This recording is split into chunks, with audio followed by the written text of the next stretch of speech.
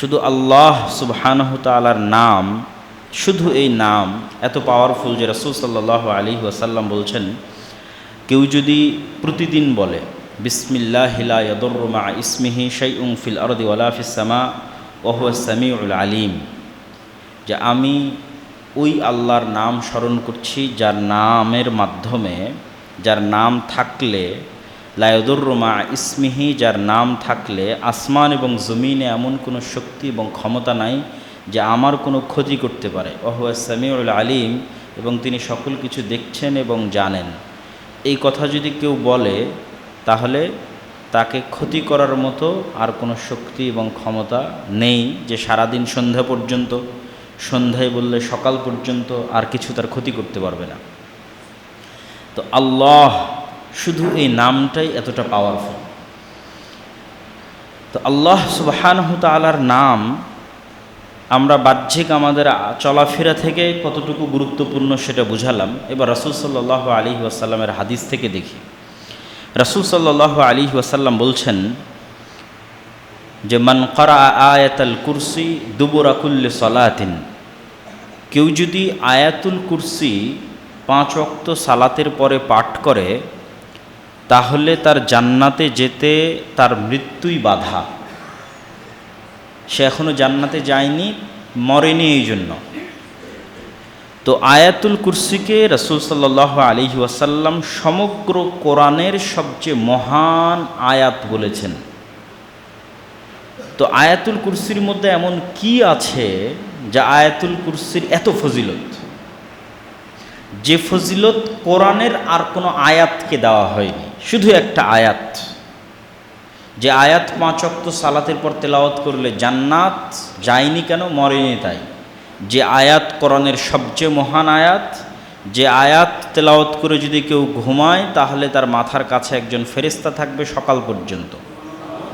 এই রকম মহত্ব এবং গুরুত্ব কোরআনের আর দ্বিতীয় কোনো আয়াতকে দেওয়া হয়নি, এই জন্য যে এই পুরো আয়াতটা শুধু আল্লাহর নাম আর আল্লাহর গুণাবলীতে পরিপূর্ণ। কোরআনের আরও অসংখ্য আয়াত আছে যেখানে সালাতের আদেশ আছে, সিয়ামের আদেশ আছে, হজের আদেশ আছে, তালাক তাহলিলের বিধান আছে, কেয়াসের বিধান আছে, নবীদের জীবনী আছে। আর আয়াতুল কুরসিতে কি আছে? আল্লাহর নাম আছে আর আল্লাহর গুণ আছে। আল্লাহু লা ইলাহা ইল্লা হুয়াল হাইয়ুল কাইয়্যুম, শুরু হয়েছে আল্লাহ এই শব্দ দিয়ে। তারপরে আল্লাহ সুবহানাহু তাআলার যে দুটো গুণ ইসমে আজম হওয়ার সম্ভাবনা রাখে, 3টে গুণের বিষয়ে মুহাদ্দিসিনে কেরাম আলোচনা করেছেন যে আল্লাহর এই 3টে নাম ইসমে আজম হওয়ার সম্ভাবনা রাখে। একটা আল হাইয়ুল কাইয়্যুম আর একটা হচ্ছে আস-সামাদ। এই প্রত্যেকটারই আমরা সংক্ষিপ্ত ব্যাখ্যা করব। তাহলে আল্লাহু লা ইলাহা ইল্লা হুয়াল হাইয়ুল কাইয়্যুম লা তাখুযুহু সিনাতুন ওয়ালা নাওম লাহু মা ফিস সামাওয়াতি ওয়া মা ফিল আরদ মান যাল্লাযী ইয়াশফাউ ইনদাহু ইল্লা বিইযনিহি ইয়ালামু মা বাইনাস সামাওয়াতি ওয়াল আরদ। এই প্রত্যেকটা বাক্যের সাথে আল্লাহ সুবহানাহু তাআলার গুণ বর্ণনা করা আছে, ব্যতিক্রম সব গুণ,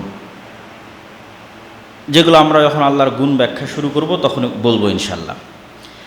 আরেকটা সূরার কথা রাসূল সাল্লাল্লাহু আলাইহি ওয়াসাল্লাম বলছেন, একটা ছোট্ট সূরা, সূরাতুল ইখলাস, একবার তেলাওয়াত করলে পুরো পবিত্র কোরআন 3 ভাগের 1 ভাগ পড়ার সমান নেকি পাওয়া যাবে। তাহলে 3 বার তেলাওয়াত করলে পুরো কোরআন পড়ার সমান নেকি পাওয়া যাবে। তাহলে সূরা ইখলাসের মধ্যে এমন কি আছে যা এই সূরাকে এত উপরে উঠিয়ে দিল? এই সূরার মধ্যে সালাত, সিয়াম, হজ, যাকাতের বিধিবিধান নাই, নবীদের জীবনী নাই, জান্নাতের আশা এবং জাহান্নামের ভীতি নাই। এই সূরার মধ্যে আছে আল্লাহর নাম আর আল্লাহর গুণাবলী।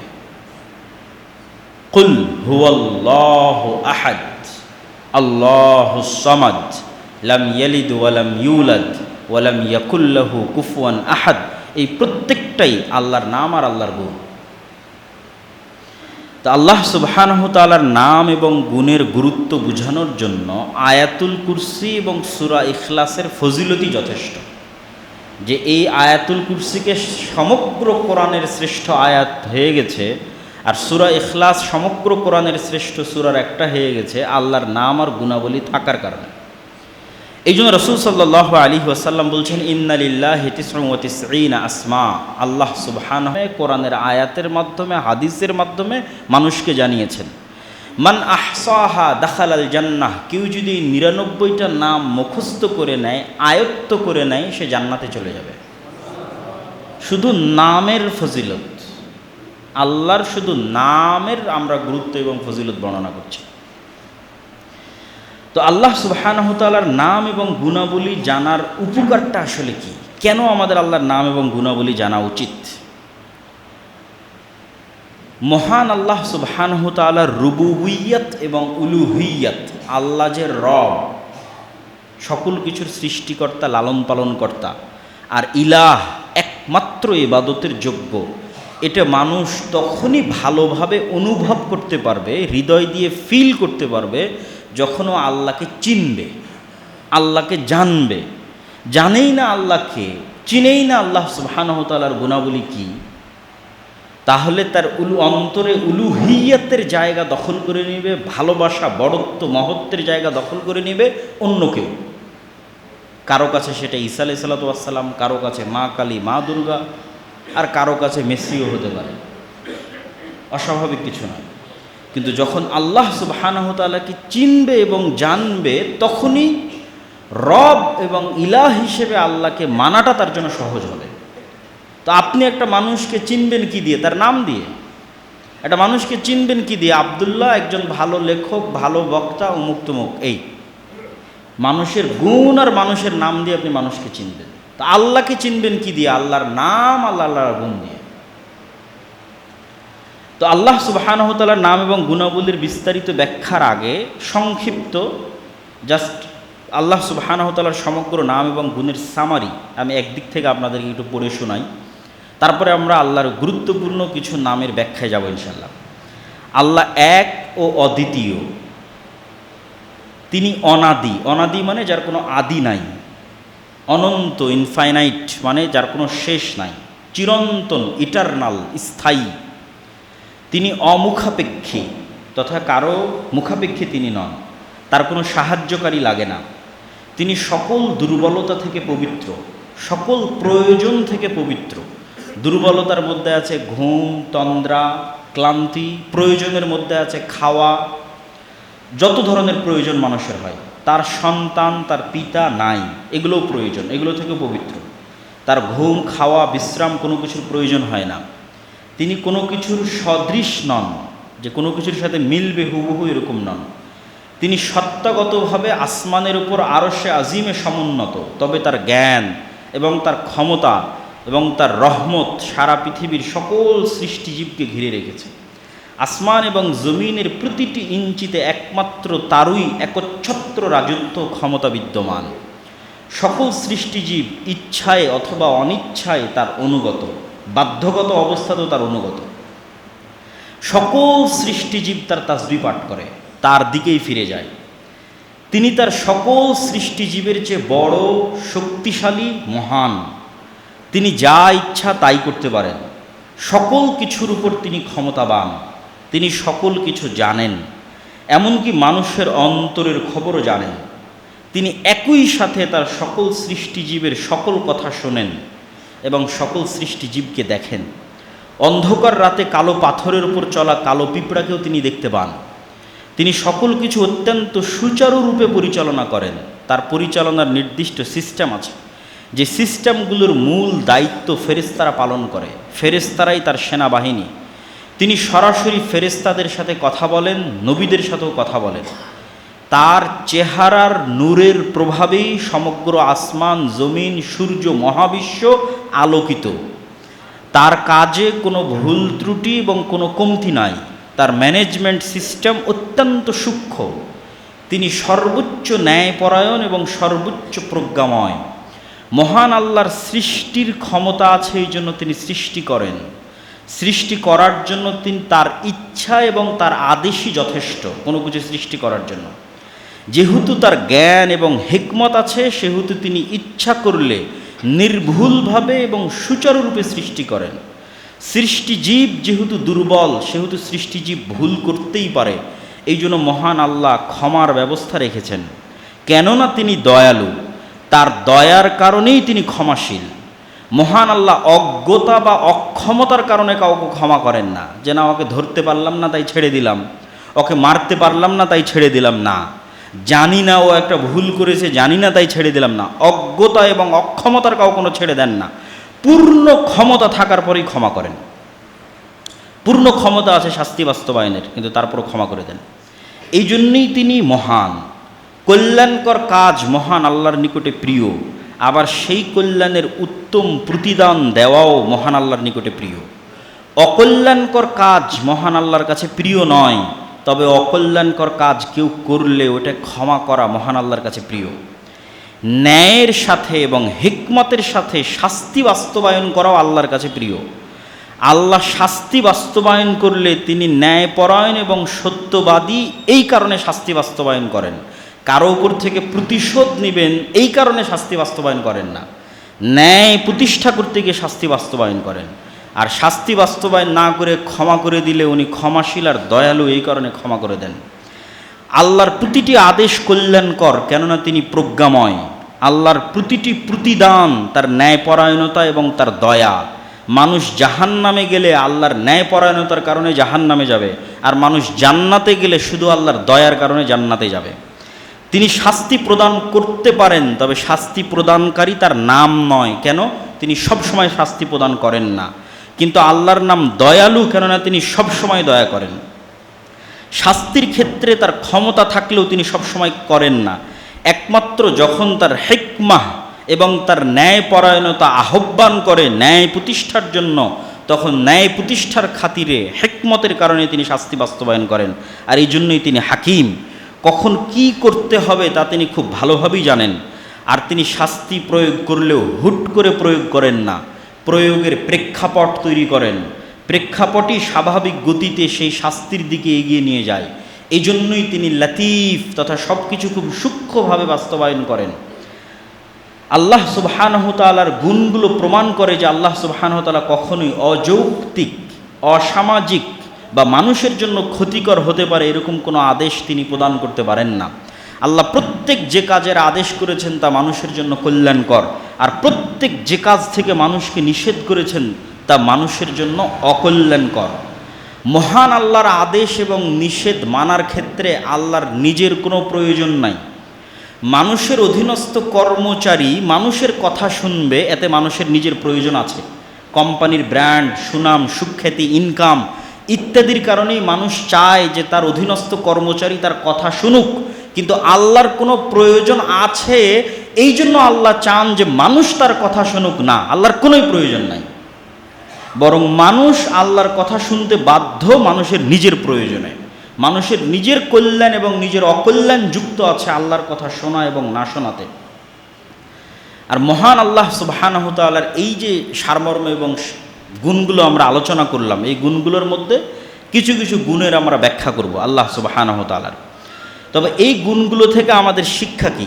তিনটে শিক্ষা আমাদের গ্রহণ করতে হবে। গুণগুলোর ব্যাখ্যা করার আগেই শিক্ষাটা বলে নিই। 1 নম্বর, আল্লাহ সুবহানাহু তাআলার গুণ মুখস্থ করা। 2 নম্বর, আল্লাহ সুবহানাহু তাআলার গুণের অর্থ বোঝার চেষ্টা করা। 3 নম্বর, আল্লাহর নাম এবং গুণের ইবাদত করা। কেমনে আল্লাহর নাম এবং গুণের ইবাদত হবে? 2 ভাবে ইবাদত হবে। 1, যখন যে অবস্থায় আছেন তখন সে অবস্থার ভিত্তিতে আল্লাহর ওই নামের উসিলা দিয়ে আল্লাহর কাছে সাহায্য চাওয়া। যেমন আপনার রিজিক দরকার, তাহলে আল্লাহর একটা নাম আছে রাজ্জাক, এই নাম দিয়ে তখন আপনি আল্লাহর কাছে রিজিক চাইলেন। আপনার দয়া দরকার, আল্লাহর একটা নাম আছে রহমান, রাহিম, ওইটা দিয়ে আপনি আল্লাহর কাছে সাহায্য চাইলেন। আপনার ক্ষমা দরকার, আল্লাহর একটা নাম আছে গফুর, ক্ষমাশীল, ওইটা দিয়ে আপনি আল্লাহর কাছে সাহায্য চাইলেন, ক্ষমা চাইলেন। এটা একটা ইবাদত। আরেকটা ইবাদত কি? আরেকটা ইবাদত হচ্ছে আল্লাহর গুণগুলো বুঝে সেই অনুযায়ী সতর্ক থাকা। আপনি জানেন যে আল্লাহ সামি', সব শুনছেন, তাহলে মানুষের গীবত করিয়েন না। আপনি জানেন যে আল্লাহ সুবহানাহু ওয়া তাআলা বাসীর, সব দেখছেন, তাহলে গোপনে গুনাহ করিয়েন না। 3 নম্বর, আল্লাহর নামের উপর ইবাদত কি? এটা খুবই গুরুত্বপূর্ণ, এটা মানুষ বুঝতে পারে না। এই এখন যেটা বলবো সেটা হচ্ছে আল্লাহর রঙে রঙিন হওয়া, সিবগাতাল্লাহ, আল্লাহর রঙে রঙিন হওয়া। কার আচার ব্যবহার, স্বভাব চরিত্র আপনার মধ্যে থাকবে, কার স্টাইল, কার ধরন, কার গুণ আপনার মধ্যে থাকবে। আল্লাহর গুণ, আল্লাহর ধরন, আল্লাহর স্বভাব, আল্লাহর চরিত্রের বহিঃপ্রকাশ আপনার মধ্যে থাকলে আল্লাহর ওই গুণের বহিঃপ্রকাশ আপনার উপর বেশি ঘটবে। উদাহরণ দিয়ে বলি, আপনি আল্লাহকে বলছেন, হে আল্লাহ আপনি আমাকে ক্ষমা করে দেন, কিন্তু আপনি আপনার কাজের লোককে কোনোদিন ক্ষমা করেন না। আপনার কোম্পানিতে কেউ ভুল করলে ক্ষমা করেন না, আপনার বাড়ির স্ত্রী ভুল করলে ক্ষমা করেন না, আপনার ভাই ভুল করলে ক্ষমা করেন না, কিন্তু আল্লাহর কাছে চাচ্ছেন যেন আল্লাহ আপনাকে ক্ষমা করে দেয়। তাহলে দুটো বিপরীত হয়ে গেল। তো আল্লাহর রঙে রঙিন হতে হবে। যেহেতু আল্লাহ ক্ষমাশীল আর আপনি আল্লাহর কাছে ক্ষমা চান, তাহলে শুরু আপনি করেন। আপনি আগে মানুষকে ক্ষমা করেন। আপনি মানুষকে যত বেশি ক্ষমা করবেন আল্লাহ আপনাকে তত বেশি ক্ষমা করবে, অটোমেটিক। এবার আর চাইতে হবে না। আপনি যখন মানুষকে ক্ষমা করছেন অটোমেটিক, তখন না চেয়েও আপনি ক্ষমা পেয়ে যেতে পারেন। কেন? আল্লাহর ওই গুণের বহিঃপ্রকাশ আপনার মধ্যে ঘটেছে। এবার আল্লাহ তার ওই গুণের বহিঃপ্রকাশ আপনার উপরে ঘটাবে। একটা হাদিস, রাসূল সাল্লাল্লাহু আলাইহি ওয়াসাল্লাম বলেছেন, ইরহামু মান ফিল আরদি ইয়ারহামুকুম মান ফিস সামা। তোমরা আল্লাহর কাছে দয়া চাও, তাহলে আগে তুমি দয়া করা শুরু করো। তোমার আশেপাশে পশু প্রাণী, জীব জন্তু, জানোয়ার, মানুষ, অসহায়, দরিদ্র, তাদের উপর আগে তুমি দয়া করো, আল্লাহ অটোমেটিক তোমার উপর দয়া করবে। তাহলে আল্লাহর নামের এবং গুণের বহিঃপ্রকাশ নিজের মধ্যে ঘটান। যেমন আল্লাহ সুবহানাহু ওয়া তাআলার একটা নাম হচ্ছে তিনি সবুর, হালিম, ধৈর্যশীল। আপনি চান যে আল্লাহ আপনার ক্ষেত্রেও ধৈর্যের বহিঃপ্রকাশ ঘটাক, কিন্তু আপনি নিজে ধৈর্য ধারণ করেন না। তো এই নামগুলোর ব্যাখ্যা আমরা আস্তে আস্তে আসবো। তো আল্লাহ সুবহানাহু ওয়া তাআলার নামের উপর ইবাদত করার সর্বশেষ অপশনটা কি? আল্লাহর গুণের বহিঃপ্রকাশ, যেগুলো নিজের মধ্যে আনা সম্ভব নিয়ে আসা। আপনি চান, বলছেন সারা পৃথিবী যত দয়ার উপর টিকে আছে, এই সকল দয়া মহান আল্লাহর 1% দয়ার কারণে এরা পরস্পরের উপর দয়াশীল। আল্লাহ তার 1% দয়া পৃথিবীর মধ্যে বন্টন করে দিয়েছেন, আর 99টা দয়া আল্লাহ সুবহানাহু ওয়া তাআলা তার কাছে রেখে দিয়েছেন, কিয়ামতের মাঠে বহিঃপ্রকাশ ঘটাবেন। আল্লাহু আকবার। রাসূল সাল্লাল্লাহু আলাইহি ওয়াসাল্লামের হাদিসগুলো বলি আল্লাহর দয়া সম্পর্কে। আবু হুরায়রা রাদিয়াল্লাহু তাআলা থেকে বর্ণিত, তিনি বলেন, রাসূল সাল্লাল্লাহু আলাইহি ওয়াসাল্লাম বলেছেন, মাল্লাম ইয়াসআলিল্লাহ ইয়াগদাব আলাইহি। যে আল্লাহর কাছে চায় না, আল্লাহ ওর উপর রাগ করেন। রাসূল সাল্লাল্লাহু আলাইহি ওয়াসাল্লাম বলেন, আনাস বিন মালিক থেকে বর্ণিত, লা ইয়াসআলু আহাদুকুম রাব্বাহ হাজাতাহু কুল্লাহা। তোমাদের সবাই যেন তাদের প্রত্যেকটা প্রয়োজনের কথা আগে আল্লাহকে বলে। হাত্তা শিসা না আলিহি ইদান কাতা। যদি ওর পায়ের জুতার ফিতাও ছিঁড়ে যায়, তাহলে আগে যেন আল্লাহকে বলে, আল্লাহ আমার পায়ের জুতার ফিতাটা আপনি ঠিক করে দেন। এই পরিমাণে যেন সে আল্লাহর কাছে চাইতে অভ্যস্ত হয়। কিন্তু দেখবেন মানুষ আল্লাহর কাছে না চেয়ে বড় বড় প্রশাসনের হর্তাকর্তা, ঘুষের লেনদেন, টেবিলের নিচ দিয়ে লেনদেন, মাথা নত করা, ওই জায়গাগুলোতে মানুষ আগে কড়া নাড়ে, কিন্তু রব্বুল আলামিনের কাছে ফিরে যেতে চায় না। অথচ আল্লাহ সুবহানাহু ওয়া তাআলার রহমত, ওয়াসিআত কুল্লা শাইইন রাহমাহ, রহমানের দয়া থেকে পৃথিবীর একটা সৃষ্টিজীব মুক্ত নয়। কাফের, মুশরিক, ইহুদি, নাসারা, হিন্দু, বৌদ্ধ, খ্রিস্টান, সবার উপর রহমানের দয়া সমানভাবে। রাহিমের দয়া নয়, রাহিমের দয়া শুধু মুমিনদের জন্য, নবীদের জন্য, রাসূলদের জন্য, সিদ্দিকদের জন্য। কিন্তু কমন দয়া যেটা রহমানের দয়া, খেতে পাবে, চলতে পাবে, ফিরতে পাবে, শ্বাস প্রশ্বাস নিতে পারবে, এই দয়া সবার উপর। কেউ যদি আল্লাহকে গালি দেয়, তার উপর আল্লাহর দয়া আছে, রহমানের দয়া আছে। ওমর ইবনুল খাত্তাব রাদিয়াল্লাহু তাআলা আনহু থেকে বর্ণিত, তিনি বলেন, একদিন কিছু বন্দীকে নিয়ে আসা হলো। তার মধ্যে একজন মহিলা অস্থিরভাবে তার ছোট্ট শিশুকে খুঁজতেছিল। যখন সে ছোট্ট শিশুটাকে পেল, ফাল জাকাতহু বিবাতনিহা ওয়ারদাআতহু, বুকের সাথে জড়িয়ে নিয়ে তাকে দুধ পান করাতে লাগলো। তখন রাসূল সাল্লাল্লাহু আলাইহি ওয়াসাল্লাম বললেন, আতারাউনা হাদিহিল মারআ তারিহাতান ওয়ালাদাহা ফিন্নার। তোমরা কি মনে করো হে সাহাবীরা, এই মহিলা তার বাচ্চাকে আগুনে নিক্ষেপ করতে পারে? তখন সাহাবীরা বলল, লা ওয়াল্লাহ, অসম্ভব। যে মা তার সন্তানকে এত ভালোবাসে, সে কেমনে তার সন্তানকে আগুনে নিক্ষেপ করবে? ওয়াহিয়া তাকদিরু আলা আল্লাহ তাতরাহ। ফাকাল রাসূলুল্লাহ সাল্লাল্লাহু আলাইহি ওয়াসাল্লাম, আল্লাহু আরহামু বিইবাদি মিন হাযিহি বিওয়ালাদিহা। এই মা তার সন্তানকে যত ভালোবাসে, আল্লাহ তার বান্দাদেরকে তার চেয়ে বেশি ভালোবাসে। এটা হচ্ছে আল্লাহ সুবহানাহু ওয়া তাআলার দয়া। আল্লাহ সুবহানাহু ওয়া তাআলার দ্বিতীয় গুণ, যেটা ইসমে আজম হওয়ার সম্ভাবনা আছে, যেটা আয়াতুল কুরসিতে শুরু হয়েছে, আল্লাহু লা ইলাহা ইল্লা হুয়াল হাইয়ুল কাইয়্যুম। আমরা যখন এই গুণটার অর্থ করি যে চিরঞ্জীব চিরস্থায়ী, তখন কিন্তু বোঝা যায় না যে এই গুণটার আসলে মর্মার্থ কী। একটা উদাহরণ দিলে আপনি এই গুণের মর্মার্থটা বুঝতে পারবেন। মনে করেন বাবা বৃদ্ধ বয়স্ক, কিন্তু তারপরেও কাজবাজ করতে পারে, ইনকাম করতে পারে, টাকা নিয়ে আসতে পারে। তো এরকম সময়ে ছেলে খুব হতাশ, বাবার ছেলে খুব হতাশ। কেমনে পড়াশোনা করবে, কেমনে শিক্ষা অর্জন করবে, কেমনে বিদেশে যাবে, টাকা পয়সা কেমনে উপার্জন করবে। তখন বাবা সান্ত্বনা দিয়ে ছেলেকে বলছে, আরে বেটা, তোর বাপ এখনো বেঁচে আছে, তোর বাপ এখনো মরেনি, তোর বাপ এখনো বেঁচে আছে। তোকে কি করা লাগবে, কি খাওয়ানো লাগবে, কোথায় পাঠানো লাগবে, কি পড়ানো লাগবে, তোর বাপ বেঁচে থাকতে তুই চিন্তা করিস না। তো মানুষ যে আর এক মানুষকে চ্যালেঞ্জ দেয় যে আমি কিন্তু এখনো বেঁচে আছি, মরিনি রে, তো আল্লাহ বলছে আল্লাহু লা ইলাহা ইল্লা হুয়াল হাইয়ুল কাইয়্যুম। মানুষ যখন চরম বিপদে, তখন যেন ওর মনে থাকে যে আল্লাহ মরেনি, আল্লাহ মরে না, বেঁচে আছে, আল হাই। এই জন্য রাসূল সাল্লাল্লাহু আলাইহি ওয়াসাল্লাম বদরের যুদ্ধে এই নামটা বারবার উচ্চারণ করছিলেন যে আল হাইয়ুল কাইয়্যুম বিরহমাতিকা আস্তাগীস। আল্লাহ তো মরেনি, আল্লাহ তো মরে না, আল হাই। ওই উদাহরণের সাথে কানেক্ট করলে আপনি আল্লাহর এই নামের অর্থটা বুঝতে পারবেন।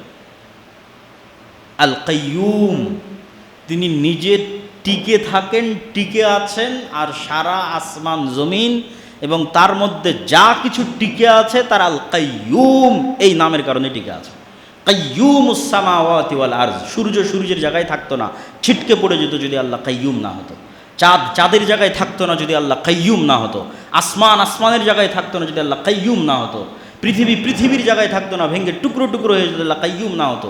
শূন্যে পৃথিবীকে স্থির রেখেছে, ঘুরতেছে, সব কাইয়্যুম টিকে আছে, আল্লাহ কাইয়্যুম। এই জন্য আল হাইয়ুল কাইয়্যুম, চিরঞ্জীব চিরস্থায়ী। এই জন্য আল্লাহ সুবহানাহু ওয়া তাআলা কোরআন মাজিদে বলছেন কুল্লু শাইইন হালিক ইল্লা ওয়াজহা, সারা পৃথিবীর সব কিছু ধ্বংস হয়ে যাবে, এমনকি আরশ বহনকারী ফেরেশতারাও মৃত্যুবরণ করবে, জিবরাইলও মৃত্যুবরণ করবে, মালাকুল মউত যে মানুষের জীবন কবজ করে সেও মৃত্যুবরণ করবে। শুধু বেঁচে থাকবে কে? কাইয়্যুমকে, হাইকে, আল হাইয়ুল কাইয়্যুম, চিরঞ্জীব চিরস্থায়ী, শুধু তিনি থাকবেন। আল্লাহ সুবহানাহু ওয়া তাআলার দ্বিতীয় আর একটা নাম, যেটারও ইসমে আজম হওয়ার সম্ভাবনা আছে, সেটা হচ্ছে আস-সামাদ। এই নামটা পবিত্র কোরআনে আর কোথাও ব্যবহার হয়নি, শুধু সূরা ইখলাসে ব্যবহার হয়েছে। এবং ধারণা করা হয় যে শুধু এই নামটার কারণে, আস-সামাদ এই নামটার কারণে সূরা ইখলাসের এত ফজিলত। তো আস-সামাদ এই নামটা আল্লাহর যত নাম আছে সব নামের মধ্যে উচ্চারণে বেশি ভাব গাম্ভীর্যপূর্ণ। সব নামের চেয়ে কেউ যদি বিশুদ্ধভাবে আরবি উচ্চারণ করতে পারে, তাহলে আস-সামাদ এই নামটা উচ্চারণে বেশি ভাব গাম্ভীর্যপূর্ণ, বেশি শক্ত, বেশি প্রভাবশালী। তো সামাদ নামের অর্থ কী? সামাদ নামের হুবহু অনুবাদ বাংলা ইংরেজিতে করা সম্ভব নয় ব্যাখ্যা ছাড়া। যে একটা শব্দ দিয়ে আমি অনুবাদ করে দিলাম রহমানের মতো দয়ালু, এইভাবে অনুবাদ হয় না আস-সামাদ নামের। এর ব্যাখ্যা লাগবে। এর এক নম্বর ব্যাখ্যা হচ্ছে আল্লাহ সুবহানাহু ওয়া তাআলা আত্মনির্ভরশীল, অমুখাপেক্ষী, এক নাম্বার। দুই নাম্বার, সাথে সাথে সারা পৃথিবীর সকল কিছু একে অপরের তো মুখাপেক্ষী অবশ্যই, তার পাশাপাশি তারা আল্লাহর উপর নির্ভরশীল, দুটো একসাথে। ঈসা আলাইহিস সালাতু ওয়াস সালামও তার মায়ের মুখাপেক্ষী, মায়ের দুধ খেয়ে তিনি বড় হয়েছে। তাকে ঘুমাতে হতো, তাকে খেতে হতো। পৃথিবীর যত উলুহিয়াতের দাবিদার আছে, যারা নিজেকে ইলাহ দাবি করে, তাদেরকে এই এক নাম দিয়ে আপনি পরীক্ষা করতে পারবেন ও আস-সামাদ কিনা। আত্মনির্ভরশীল, স্বয়ং সম্পূর্ণ, অমুখাপেক্ষী, শতভাগ কিনা, শতভাগ। না খেয়ে থাকতে পারবে কিনা, কতদিন? না ঘুমিয়ে থাকতে পারবে কিনা, কতদিন? ছোটবেলায় মা ছাড়া বড় হতে পারলো কিনা, কতদিন? সে যেই হোক, যত বড় অলি আউলিয়া, নবী রাসূল, পীর বুজুর্গ যেই হোক, সব যারা ইবাদতের যোগ্য বা মানুষ মনে করে সে ইবাদতের যোগ্য তাদেরকে পরীক্ষা করতে হবে সমাদ এই নাম দিয়ে। এই নামের শেষ যেটা ব্যাখ্যা সেটা হচ্ছে বাধ্যগত, চাক অথবা না চাক, ইচ্ছা হোক অথবা অনিচ্ছা হোক, আল্লাহর কাফের হোক অথবা আল্লাহর মুশরিক হোক অথবা আল্লাহর নাস্তিক হোক, সবগুলো বাধ্যগত অবস্থায় আল্লাহর কাছে এবং আল্লাহর রাজত্ব, আল্লাহর কন্ট্রোল এবং আল্লাহর কাছে ফিরে আসতে বাধ্য। ও চাইলো কি না চাইলো তাতে দেখে আল্লাহ সুবহানাহু ওয়া তাআলার কোনো লাভ নাই। এই বর্ণনা দিতে গিয়ে আল্লাহ সুবহানাহু ওয়া তাআলা কোরআন মাজিদে বলছেন, আফাগাইরা দীনিল্লাহি ইয়াবগুন, ওরা কি আল্লাহর আনুগত্য বাদে অন্যদিকে খুঁজতে যায়? ওয়ালাহু আসলামা মান ফিস সামাওয়াতি ওয়াল আরদি তাওআন ওয়া কারহা, ইচ্ছায় হোক অনিচ্ছায় হোক আল্লাহর কাছেই ফিরে আসতে হবে। আল্লাহর রাজত্বের বাইরে যাওয়ার কারো ক্ষমতা নেই। ও যত বড় কাফের হোক, নাস্তিক হোক, মুশরিক হোক, ফেরাউন হোক, নমরুদ হোক, আল্লাহর কন্ট্রোলে। সাব্বাহা লিল্লাহি মা ফিস সামাওয়াতি ওয়াল আরজ ওয়া হুয়াল আজিজুল হাকিম, আসমান এবং জমিনের মধ্যে যা কিছু আছে প্রত্যেকটা সৃষ্টিজীব আল্লাহর তাসবিহ পাঠ করে, ইচ্ছায় অনিচ্ছায়। আলাম তারা আন্নাল্লাহা ইউসাব্বিহু লাহু মান ফিস সামাওয়াতি ওয়াল আরজ, হে নবী আপনি কি দেখেন না আসমান এবং জমিনের সব কিছু আল্লাহর তাসবিহ পাঠ করে, এমনকি ওয়াত-তায়রু সাফাতিন, যে পাখি আকাশে উঠছে ও তাসবিহ পাঠ করে। শুধু তাই নয়, কুল্লুন ক্বাদ আলিমা সালাতাহু ওয়া তাসবিহা, এরা সবাই আল্লাহর সালাতও আদায় করে, আল্লাহর তাসবিহ এবং আল্লাহর সালাত এরা জানে কিভাবে করতে হয়। ওয়ালিল্লাহি ইয়াসজুদু মান ফিস সামাওয়াতি ওয়াল আরদি তাওআন ওয়া কারহা, চাক অথবা না চাক, ইচ্ছা হোক অথবা না হোক, সব সৃষ্টিজীব আল্লাহ সুবহানাহু ওয়া তাআলার কাছে সিজদায় অবনত হতে বাধ্য হয়, হতে হয়। এ হলো সামাদ। আল্লাহ সুবহানাহু ওয়া তাআলার কন্ট্রোলের বাইরে কিচ্ছু নেই। আর তিনি নিজে অমুখাপেক্ষী, মানুষ সব একে অপরের মুখাপেক্ষী, আবার আল্লাহর উপর নির্ভরশীল। আল্লাহ সুবহানাহু ওয়া তাআলার পরের যে গুণ আমরা আলোচনা করব সেটা হচ্ছে আল আজিজ। আজিজ মানে মহাপরাক্রমশালী। মহাপরাক্রমশালী বলতে কি বুঝায়? মানুষের ক্ষমতা থাকতে পারে, সাবেক প্রধানমন্ত্রীরও ক্ষমতা ছিল, কিন্তু মহাপরাক্রমশালীর ক্ষমতা কি? কারো ক্ষমতা জবাবদিহিতার বাইরে নয়। ডোনাল্ড ট্রাম্পের ক্ষমতাও জবাবদিহিতার বাইরে নয়। চায়নার প্রেসিডেন্ট শি জিনপিংয়ের ক্ষমতাও জবাবদিহিতার বাইরে নয়। ও কিছু করতে গেলে 10 বার চিন্তা করবে ডোনাল্ড ট্রাম্প কী বলবে, রাশিয়ার প্রেসিডেন্ট ভ্লাদিমির পুতিন কী বলবে। জবাবদিহিতার বাইরে নয়, জবাবদিহিতার আওতায়, প্রশ্নের মুখে। তাহলে মহাপরাক্রমশালী মানে কি? যাকে কেউ প্রশ্ন করতে পারবে না, প্রশ্ন করার সাহস এবং ক্ষমতা রাখে না। এই অর্থটা হচ্ছে আল আজিজ। বাস্তব উদাহরণ দেই। বাস্তব উদাহরণ হচ্ছে আল্লাহ সুবহানাহু ওয়া তাআলা যদি বলে যে আমি ফেরাউন আর নমরুদকে জান্নাতে দিয়ে দিলাম, তাহলে ইব্রাহিম, মুসা আর মুহাম্মদ সাল্লাল্লাহু আলাইহি ওয়াসাল্লাম এই প্রশ্ন করার সাহস রাখেন না, কেন দিলেন? আল আজিজ, মহাপরাক্রমশালী। কিন্তু আল্লাহ সুবহানাহু ওয়া তাআলা মহাপরাক্রমশালী এই কথার সাথে কোরআন মাজিদে একবার এক এক নাম যুক্ত করেন। কোথাও বলেন আজিজুন হাকিম, কোথাও বলেন আজিজুন আলিম, কোথাও বলেন আজিজুন রাহিম। তো যখন যেখানে যে নাম যুক্ত করবে তখন আর একটা ভিন্ন অর্থ দিবে। যেমন সূরা শুআরার মধ্যে আল্লাহ সুবহানাহু ওয়া তাআলা নবীদের ঘটনা বর্ণনা করতে গিয়ে মুসাকে কিভাবে বাঁচালেন, ইব্রাহিমকে কিভাবে বাঁচালেন, ইউসুফকে কিভাবে বাঁচালেন, এগুলোর বর্ণনা দিতে গিয়ে বারবার বলেছেন আমি আজিজুন রহিম, মহাপরাক্রমশালী। আর আমার এই মহাপরাক্রম ক্ষমতার বহিঃপ্রকাশ আমার নবীদের উপর দয়ার কারণে ঘটিয়ে থাকি, সবসময় ঘটাই না। ফেরাউনের মতো শাসককে পানিতে মিশরে ফিরে গেলেন যখন ইউসুফ আলাইহিস সালাম রাজা, তখন তারা তাকে সম্মানের সিজদা করলেন। তো এই সম্মানের সিজদার বর্ণনা করতে গিয়ে এবার ইউসুফ আলাইহিস সালাম বলছে কোরআনের বর্ণনা, ইয়া আবাতি হাযা তা'বীলুর রুইয়া, হ্যাঁ আমার পিতা, এটাই ওই যে ছোটবেলা আমি স্বপ্ন দেখেছিলাম 11টা তারকা আমাকে সিজদা করবে, ওই স্বপ্নের তাবির। ইন্না রব্বি লাতিফুল লিমা ইয়াশা, আল্লাহ যদি কিছু করতে চান হুট করে করেন না, অত্যন্ত সূক্ষ্মভাবে করেন, মানুষ বুঝতেই পারবে না কিভাবে ঘটবে। এই 11 জনের সিজদা দিতে কত ঘটনা আছে, এতগুলো ঘটনা পার হয়ে গিয়ে 11 জন সিজদা দিল। তো মুসা আলাইহিস সালাতু ওয়াস সালামকে বাঁচাতে হবে, মুসা আলাইহিস সালাতু ওয়াস সালামকে মানুষ করতে হবে। আল্লাহর প্ল্যান সূক্ষ্ম। যে তার সবচেয়ে বড় শত্রু, তার ঘরে তিনি লালন পালন করলেন। মুহাম্মদ সাল্লাল্লাহু আলাইহি ওয়াসাল্লাম যখন শিয়াবে আবি তালেবে তথা গৃহবন্দী অবস্থায়, কুরাইশরা গৃহবন্দী করে রেখেছে বানু হাশেম এবং বানু মুত্তালিব গোত্রকে, কোনো খাবার নাই, 3 বছর যাবৎ গৃহবন্দী। এই 3 বছরে আস্তে আস্তে ঘুনে পোকা ওই গৃহবন্দির ঘোষণা যেটা কাবা ঘরে লাগানো ছিল ওটা খেতে থেকেছে 3 বছরে খেয়ে শেষ করে দিয়েছে, এরা কেউ খুলে দেখেনি। এবার মোহাম্মদ সাল্লাল্লাহু আলাইহি ওয়াসাল্লাম তার চাচা আবু তালেবকে বলছে, চাচা কাবা ঘরে যে চুক্তিপত্র লেখা আছে আমাদের গৃহবন্দির ওটা ঘুনে পোকা খেয়ে শেষ করে দিয়েছে, বন্দি তো নাই, ওখানে যাওয়ারই সুযোগ নাই, বন্দি অবস্থায় আছে। তখন আবু তালেব আবু জহেলদেরকে ডাক দিয়ে বলছে, আমার ভাতিজা সত্য বলে, আমার ভাতিজা বলেছে কাবা ঘরে তোমরা যে চুক্তিপত্র লিখে রেখেছো গৃহবন্দির ওটা উই পোকা খেয়ে শেষ করে দিয়েছে। যদি আমার ভাতিজার কথা সত্য হয় গৃহবন্দী মুক্ত করে দিতে হবে, আর যদি আমার ভাতিজার কথা মিথ্যা হয় তাহলে মোহাম্মদ সাল্লাল্লাহু আলাইহি ওয়াসাল্লামকে তোমরা যা করতে চাও করতে পারো, আমার কোনো আপত্তি নেই। খুলে দেখা গেল কাবা ঘর থেকে পাতা খুলে দেখা গেল, হ্যাঁ আসলে ঘুই পোকা খেয়ে শেষ করে দিয়েছে। তো মোহাম্মদ সাল্লাল্লাহু আলাইহি ওয়াসাল্লামের মতো শ্রেষ্ঠ নবীকে গৃহবন্দী থেকে মুক্ত করতে হবে, তো আল্লাহর প্ল্যান কত সূক্ষ্ম, যেই পর্যন্ত মানুষের চিন্তা শক্তিও যেতে পারে না। এইভাবে আল্লাহ সুবহানাহু ওয়া তাআলা সাহায্য আসে, এইভাবে আল্লাহ সুবহানাহু ওয়া তাআলা প্ল্যান করে। অতএব আপনি কখনো বিপদে আছেন, কখনো সমস্যায় আছেন, যদি হতাশ হন তাহলে হবে না, আল্লাহর এই নামের কথা স্মরণ রাখতে হবে, লতিফুল লিমা ইয়াশা। আল্লাহ সুবহানাহু ওয়া তাআলা হালিম এবং সবুর, ধৈর্যশীল। কেন ধৈর্য ধারণ করেন, কি কারণ? আমেরিকা ইসরায়েল এত অত্যাচার করতেছে, আল্লাহ এত ধৈর্যশীল কেন? আল্লাহ যদি ধৈর্যশীল না হতো তাহলে সবার আগে বিপদে পড়তো মুমিনেরা। কেন মুমিনেরা বিপদে পড়তো? তাহলে আপনি একটা পাপ করলে সাথে সাথেই শাস্তি আসা লাজিম। কেন আল্লাহ ধৈর্যশীল নয়?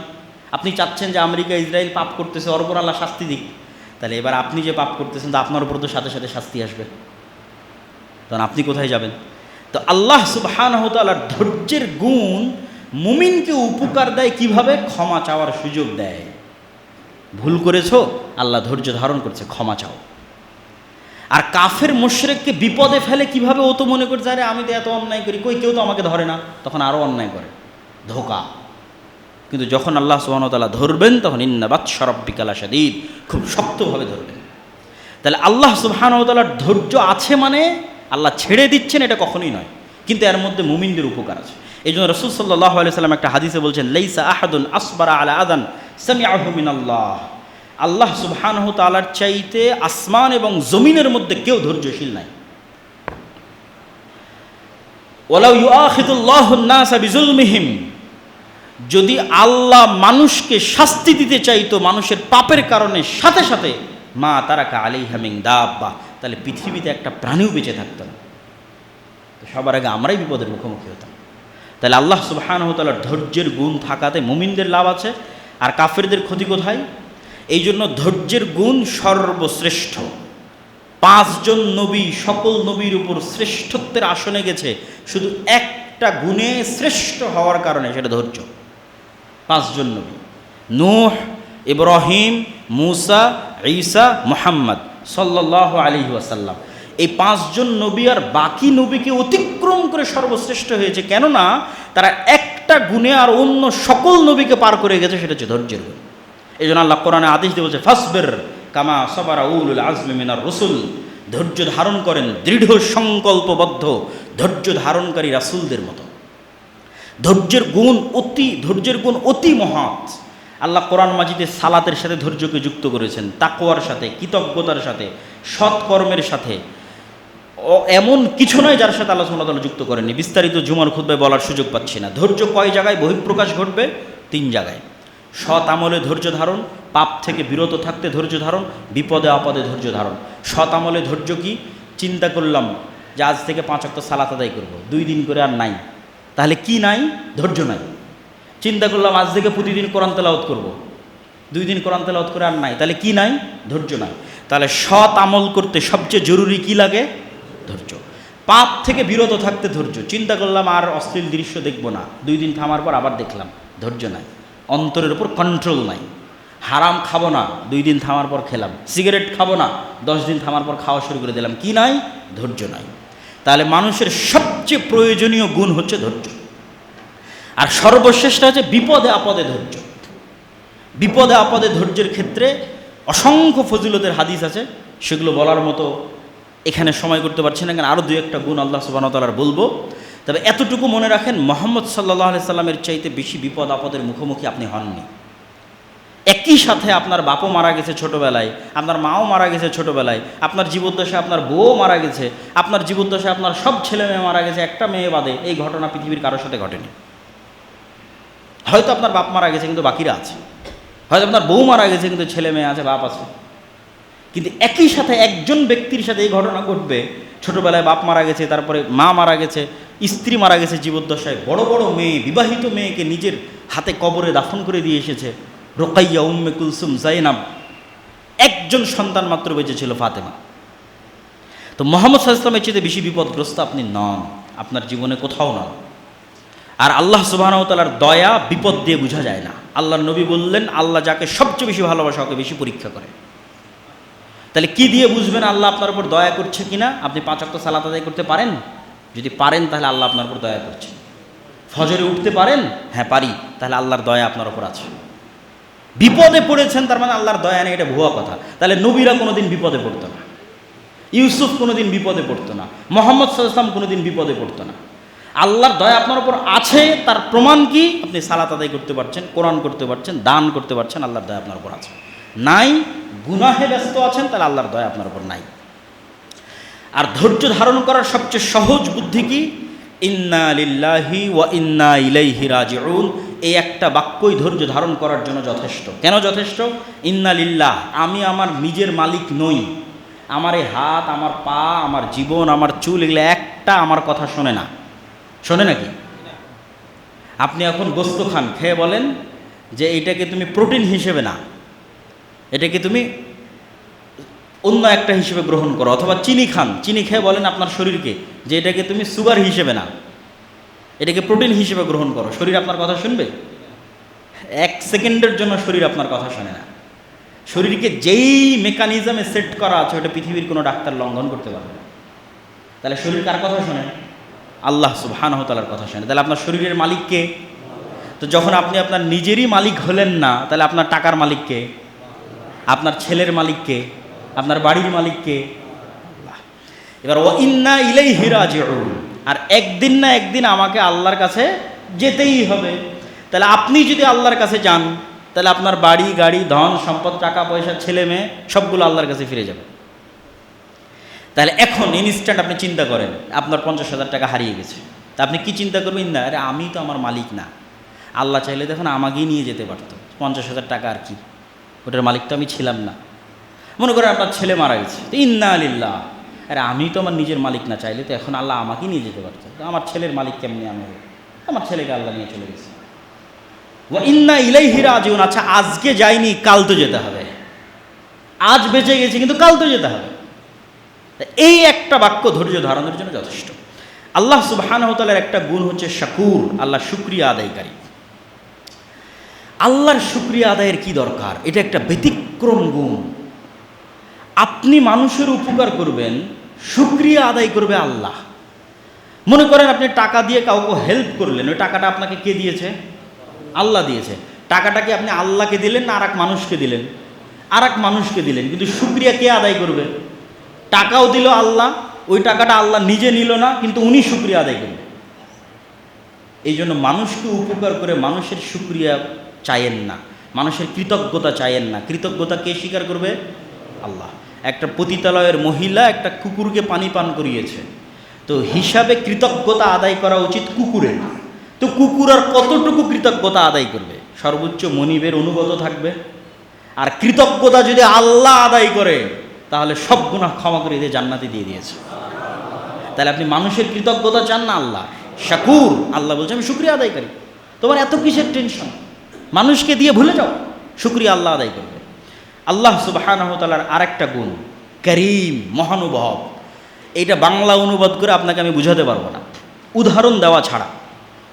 মনে করেন আমি একজন আলেম, আমার মধ্যে জ্ঞানের গুণ আছে, কিন্তু আমি মহানুভব নই। মনে করেন আমি দানবীর, দান করি, কিন্তু আমি মহানুভব নই। মনে করেন যে আমি অন্যের উপকার করি, পরোপকারী, কিন্তু আমি মহানুভব নই।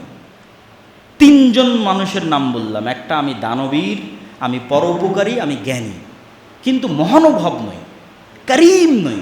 কেমনে বুঝবেন করিম নই? আমি জ্ঞানী, অনেক জানি, কিন্তু আর এক আলেমের সাথে হিংসা করি, তাহলে আমি করিম নই, মহানুভব নই, হৃদয় প্রশস্ত নয়। আমি দানবীর, কোটি কোটি টাকা আছে, দান করতে পারি, কিন্তু দান করে খোটা দেই, আমি করিম নই। আল্লাহ করিম, মহানুভব, দেন, দিয়ে কোনোদিন খোটা দেন না। এই গুণ বুঝতে বছরকে বছর পার হয়ে যাবে যে করিম গুণ কি, কি এমন গুণ যার নাম করিম, কারামা, মহানুভবতা কি। আপনি আর এক মানুষের উপকার করেন, পরোপকারী, কিন্তু আপনার যদি কেউ ক্ষতি করে প্রতিশোধ না নিয়ে ছাড় দেন না। কিন্তু আল্লাহ করিম, মহানুভব। তো আল্লাহর নবীদের মধ্যেই গুণ ছিল। ইউসুফ আলাইহিস সালাতু ওয়াস সালাম করিম, করিম ইবনুল করিম। ভাইয়েরা তাকে হত্যার ষড়যন্ত্র করেছে, উনি প্রতিশোধ নেননি, কেন? উনি করিম। মুহাম্মদ সাল্লাল্লাহু আলাইহি ওয়াসাল্লাম করিম, মহানুভব। মক্কার মানুষ, তায়েফের মানুষ ওনার উপর কি জুলুম, কি নির্যাতন করেছে।